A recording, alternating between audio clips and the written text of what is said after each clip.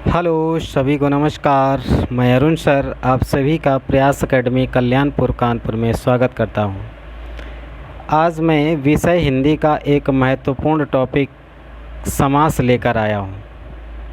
अब दोस्तों, समास को रटें नहीं बल्कि समझें, वो भी इस प्रकार कि आगे आने वाले समय में आपको किसी भी प्रकार की कोई समस्या ना हो, साथ ही आप किसी अन्य को भी समझा सकें। इस प्रकार समझने की कोशिश करें। तो आइए दोस्तों, यदि आपको ये मेरा वीडियो अच्छा लगे तो सब्सक्राइब करें, लाइक करें, शेयर करें, ताकि मेरा मनोबल और बढ़ सके और इसी प्रकार से अन्य टॉपिक के लिए भी नए नए अच्छे वीडियो लेकर आ सकें। तो आइए किसी अन्य बातों पर ध्यान ना देते हुए समास की ओर चलते हैं। समास दो शब्दों से मिलकर बना होता है। सम धन आस। सम का अर्थ है संक्षिप्त, आस का अर्थ है कथन या शब्द, अर्थात कथनों का संक्षिप्त अर्थात कथनों का संक्षिप्तीकरण ही समास कहलाता है। अथवा हम ये भी कह सकते हैं दो या दो से अधिक शब्दों से मिलकर बना सार्थक शब्द, अर्थात सार्थक होना चाहिए। तो ऐसे शब्द को समास, सामासिक पद या समस्त पद भी कहते हैं। जैसे कि प्रतिदिन, तो प्रति और दिन ये दो शब्दों से मिलकर आपका एक शब्द बना है संक्षिप्त होकर के प्रतिदिन। इसी प्रकार नीलकमल अर्थात नीला है जो कमल, तो नीलकमल सामासिक पद है। आइए देखते हैं समास विग्रह। समास विग्रह क्या होता है दोस्तों? सामासिक पदों को जिन शब्दों से अर्थात पदों से मिलकर शब्द कोई बना था, उन्हीं शब्दों को पुनः अलग अलग करने की प्रक्रिया ही हमारी समास विग्रह कहलाती है, अथवा इसी को व्यास भी कहते हैं। तो सामासिक पदों को अलग अलग करने की प्रक्रिया समास विग्रह या व्यास कहलाती है। आइए समास के भेद देखते हैं। समास के भेद। प्राचीन काल के आधार पर समास के मुख्यतः चार भेद होते थे: अव्ययी भाव समास, तत्पुरुष समास, द्वंद्व समास और आगे आपका चौथा बहुब्रीहि समास। परंतु कालांतर में तत्पुरुष समास से दो अन्य नए समासों की उत्पत्ति हुई, एक द्विगु समास और दूसरा कर्मधारय समास। तो इस प्रकार वर्तमान में मुख्यतः समास के 6 भेद हैं, अर्थात वर्तमान में समास 6 प्रकार के होते हैं। तो आइए देखते हैं इन सभी के बारे में, इनकी पहचान कैसे करते हैं। दोस्तों, समास की पहचान उनके पदों की प्रधानता तथा जुड़ने वाले अन्य शब्दों के आधार पर समास को पहचाना जाता है। अर्थात कहने का अर्थ ये है कि सामासिक पद जिन शब्दों से मिलकर बना होता है, उन शब्दों में कौन सा पद किस प्रकार का है। तो पदों की प्रधानता, किस पद को प्रधानता है, किस पद को प्रधानता नहीं है, उसके आधार पर तथा उन दो शब्दों को जो अन्य कुछ शब्द जोड़ते हैं, संयुग्मित करने का कार्य करते हैं, तो उन शब्दों को भी ध्यान में रखकर समास की पहचान की जाती है। तो पदों की प्रधानता। दोस्तों, समास जिन दो शब्दों से मिलकर बना होता है, उसमें जिस पद पर अधिक बल रहता है उसे हम प्रधान खंड कहते हैं, और जिस पद पर बल नहीं रहता है उसे गौड़ खंड कहा जाता है। अर्थात कोई भी, जैसे आप देख रहे हैं प्रतिदिन, दो शब्द से मिलकर ये समास बना हुआ है। प्रतिदिन, तो एक शब्द है प्रति और दूसरा शब्द है दिन। तो इसमें किस शब्द को अधिक प्रधानता है, जिस शब्द को अधिक प्रधानता होगी वो प्रधान शब्द कहलाएगा, और जिस शब्द को प्रधानता नहीं होगी, सामान्य होगा, वो गौड़ खंड कहलाएगा। इस प्रकार से प्रधान खंड और गौड़ खंड का विभाजन किया गया है। देखिए यहाँ पर प्रतिदिन। दिन मतलब एक कॉमन शब्द है, यानी दिन तो समान होते हैं सभी दिन, लेकिन दिनों में भी क्या बोला जा रहा, प्रतिदिन, अर्थात निश्चित कर दिया गया कि किसी एक दिन, किसी अनिश्चित दिन नहीं, बल्कि प्रतिदिन। तो प्रति शब्द पर अधिक प्रधानता है, इसलिए यहाँ पर प्रधान खंड पूर्व पद है। तो आइए इसके पहले देखते हैं, पुनः वापस आते हैं जहाँ पर हम समास के भेद पढ़ रहे थे। तो समास मुख्यतः प्राचीन काल के आधार पर 4 प्रकार के आपने देखे थे, अव्ययी भाव समास, तत्पुरुष समास, द्वंद्व समास, बहुब्रीहि समास। इसमें प्रधान खंड के आधार पर जिन समास में पूर्व पद प्रधान होता है वो आपका अव्ययी भाव समास है। सेकंड, तत्पुरुष समास में आपका उत्तर पद प्रधान रहता है। द्वंद्व समास में आपका दोनों पद प्रधान रहते हैं, और बहुब्रीहि समास में आपका कोई तीसरा पद प्रधान होता है, अर्थात इसके दोनों पद प्रधान नहीं होते हैं। तो आप ध्यान से देखिएगा, 4 हैं, 4 में फर्स्ट में आपका पूर्व पद प्रधान है, यानी सेकंड पद आपका गौड़ होगा।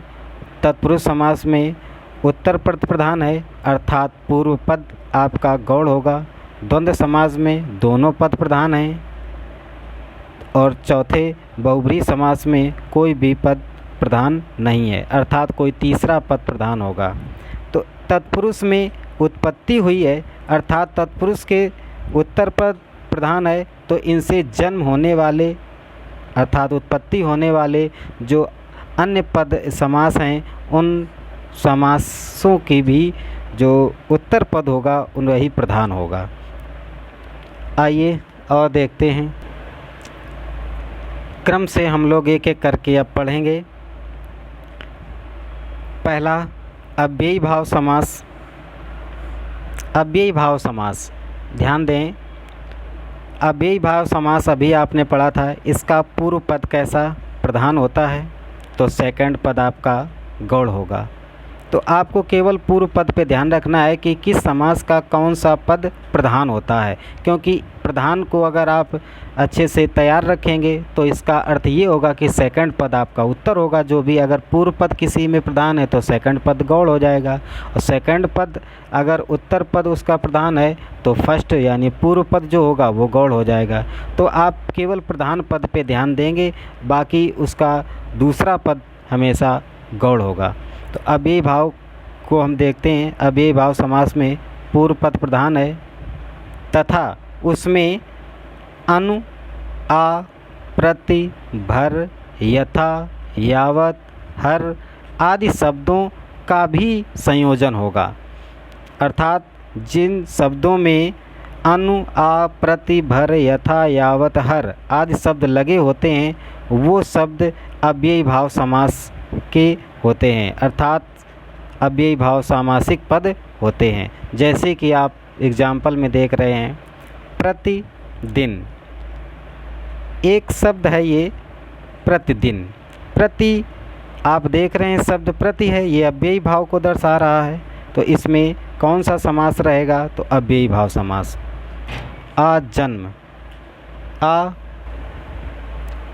आजन्म शब्द में आपका आ शब्द लगा हुआ है पूर्व पद, तो इसलिए अव्ययी भाव समास। जैसे आगे अनुचर, अनु शब्द आया है तो इसका अव्ययी भाव समास रहेगा। इसी प्रकार यथा धन संभव से मिलकर एक शब्द बना है यथा संभव, इसमें आप यथा शब्द देख रहे हैं, इसका अर्थ है अव्ययी भाव समास है। आप अगला है भर पेट, भर शब्द आ गया है स्टार्ट में तो आपका अव्ययी भाव समास है। इसी प्रकार अगला शब्द है प्रतिकूल, प्रति शब्द अव्ययी भाव को दर्शा रहा है, तो इस प्रकार आप अव्ययी भाव को देखेंगे। अगला सेकंड नंबर तत्पुरुष समास है हमारा। अभी आपको जब प्रकार में बताया था, भेद में आपने देखा था कि तत्पुरुष अर्थात ये सेकंड वाला है, तो तत्पुरुष समास में उत्तर पद प्रधान रहेगा तो पूर्व पद इसका गौड़ रहेगा, तथा दोनों पद, जिन दोनों पद से सामासिक पद बना होगा, दोनों पद कारक चिन्ह से बंधे रहते हैं। वो कारक चिन्ह जो भी बंधे रहेंगे जिस कारक चिन्ह से, वह कारक चिन्ह छुपा रहता है। ये कारक चिन्ह क्या है? तो ये कारक चिन्ह आपके होंगे का, की, के, को, से, के लिए इत्यादि कारक चिन्ह से दो शब्दों का संयोजन होगा और ये कारक चिन्ह आपके छुपे रहेंगे जो कि आपको दिखेंगे नहीं, और उत्तर पद प्रधान होगा तो वहाँ पर आपका तत्पुरुष समास होगा। जैसे कि एग्जाम्पल में धर्म ग्रंथ, तो धर्म ग्रंथ यानी धर्म का ग्रंथ। अगला है राजपुत्र अर्थात राजा का पुत्र। अगला राजरानी, राजा की रानी। रोगग्रस्त अर्थात रोग से ग्रस्त। तो ये आपके ये कारक चिन्ह हैं जिनसे ये दो शब्दों का संयोजन हुआ है, और जब जुड़ने के बाद में इनका जब सामासिक पद बनता है तो ये कारक चिन्ह छुप जाते हैं। तो इस प्रकार से आपने देखा तत्पुरुष समास। अब तत्पुरुष समास के भेद देखते हैं। तत्पुरुष समास के मुख्यतः 7 भेद होते हैं। ये 7 भेद किस आधार पर?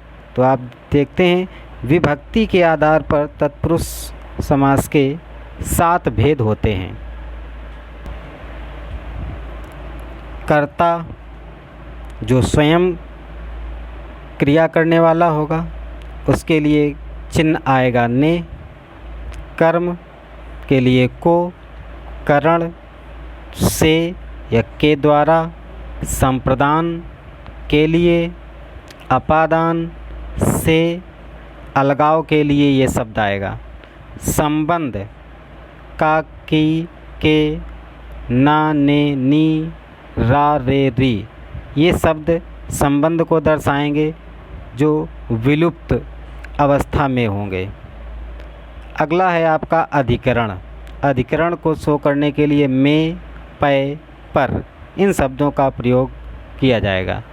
तो इन्हीं विभक्ति, अब विभक्ति को देखते हैं। यदि कर्म का को शब्द आएगा तो वहाँ पर कर्म के साथ यदि को चिन्ह आएगा तो द्वितीय तत्पुरुष समास होगा।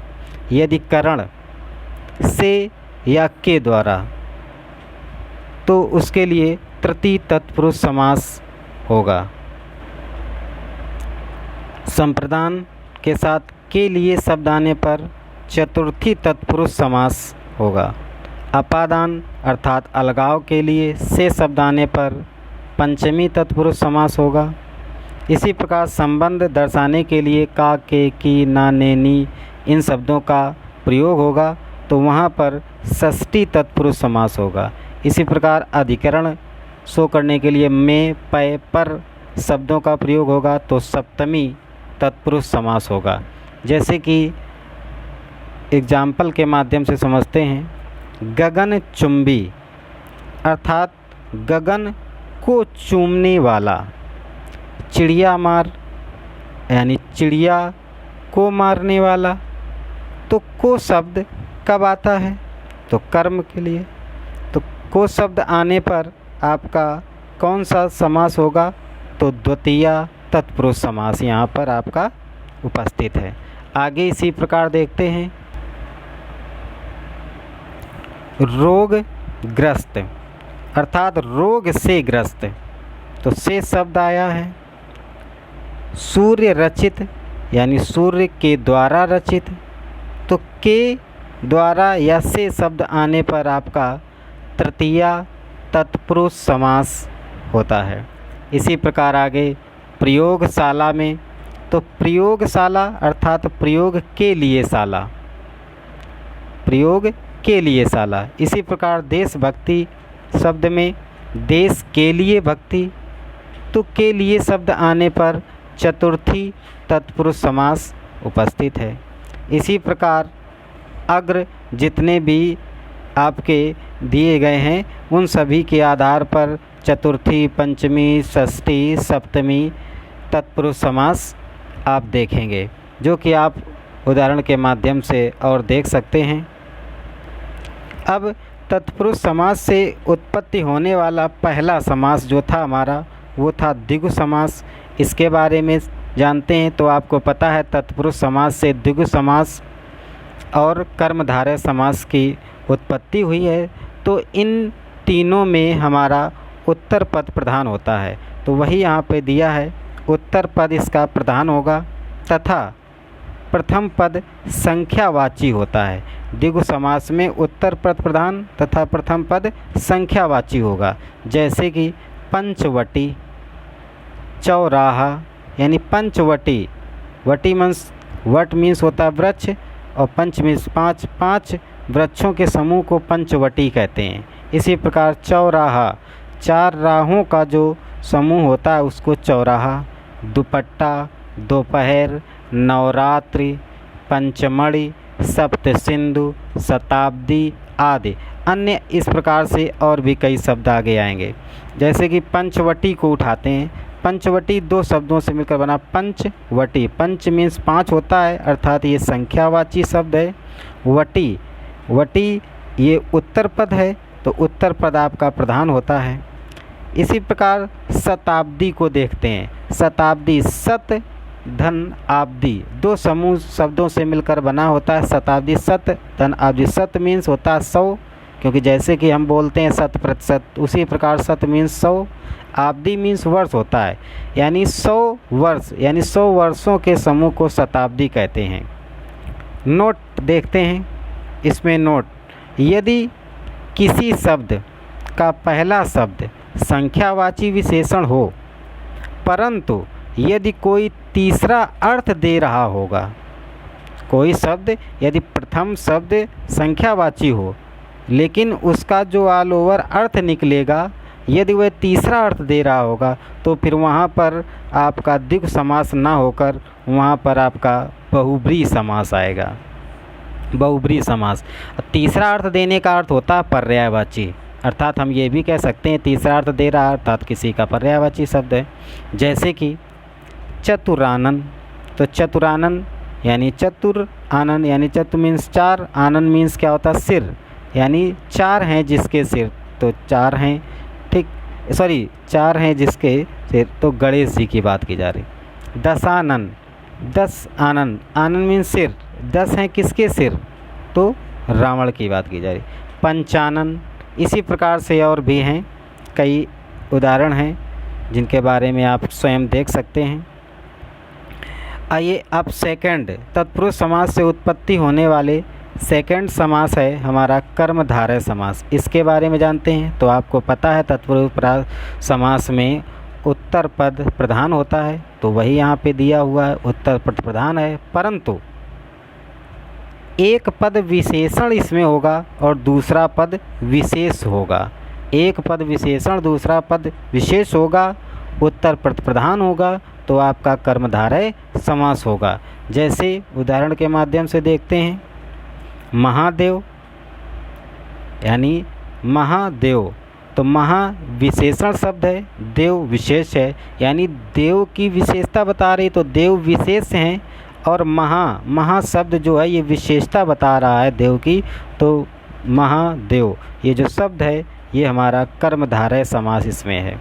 जैसे कि नील गाय, तो नील गाय, नील जो शब्द है ये उसकी विशेषता बता रही है, गाय विशेष है क्योंकि गाय की विशेषता बताई जा रही है, तो गाय यहाँ पर आपका विशेष शब्द है और नील आपकी विशेषता बताने वाला शब्द है। यानी गाय तो बहुत सारी होती हैं लेकिन गाय में कौन सी गाय, नील गाय यानी नीली गाय है।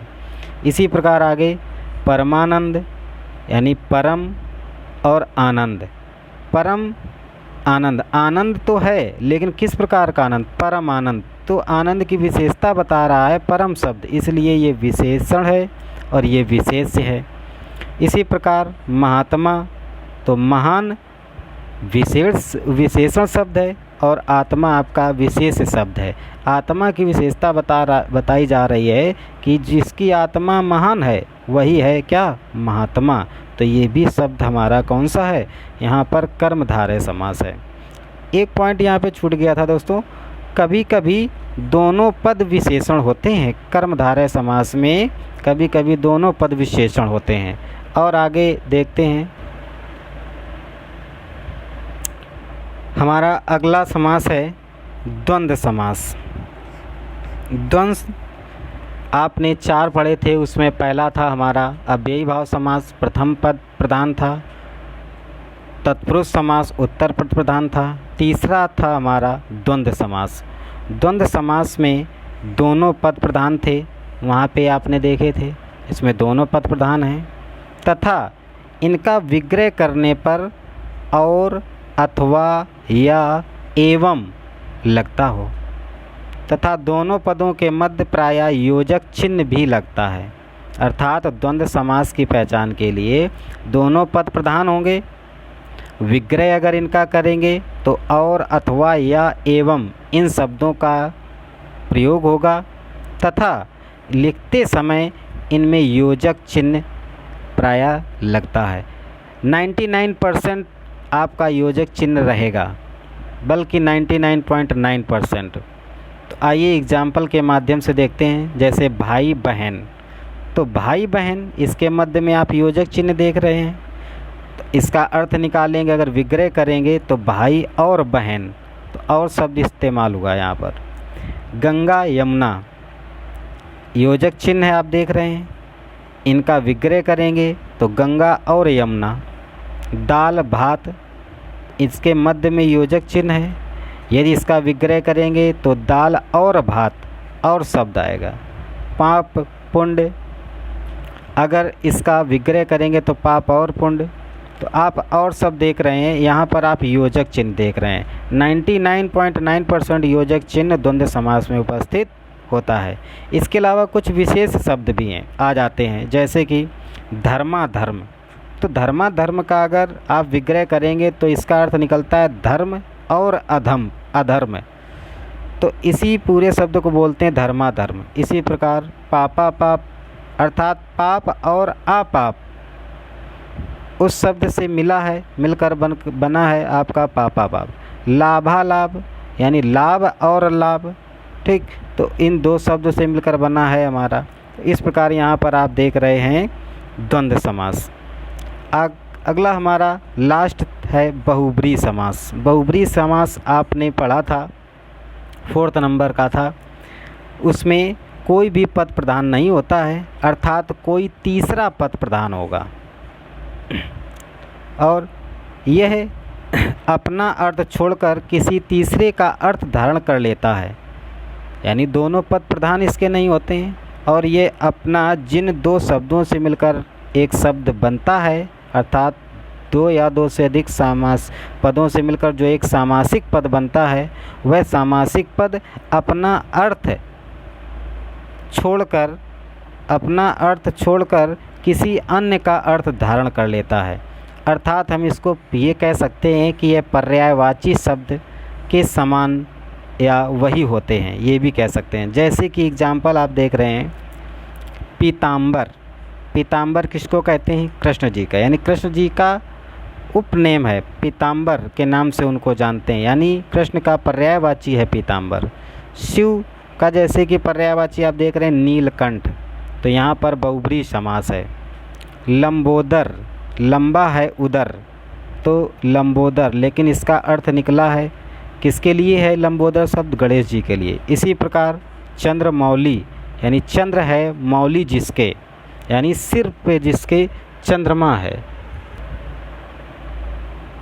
चंद्रमौली, चंद्र है मौली जिसके, मौली मीन्स सर होता है, संत पर जिसके चंद्रमा है। अगला मृत्युंजय। मृत्युंजय यानी मृत्यु को जीतने वाले को मृत्युंजय कहते हैं। इसी प्रकार निशाचर। निशाचर, निशा मीन्स आपका राक्षस, चर मीन्स या रात्रि कह सकते हैं। निशा मीन्स रात्रि, चर मीन्स चरण करने वाला, यानी रात्र में जो चरण करता है उसको कहते हैं निशाचर, जैसे कि राक्षस। महावीर, दशानन। इस प्रकार से आप अन्य और भी बहुत सारे एग्जाम्पल हैं जो आप अपने किताब के माध्यम से और भी एग्जाम्पल को देखकर उसमें आप प्रैक्टिस कर सकते हैं। यदि किसी भी प्रकार की कोई समस्या हो तो आप हमें कमेंट कर सकते हैं, और यदि हमारा वीडियो आपको अच्छा लगा हो तो इसे लाइक करें, शेयर करें, सब्सक्राइब करें, ताकि हमारा मन और उत्साह बढ़ सके और आपके लिए अच्छे अच्छे वीडियो लेकर और आगे आ सकें। धन्यवाद दोस्तों।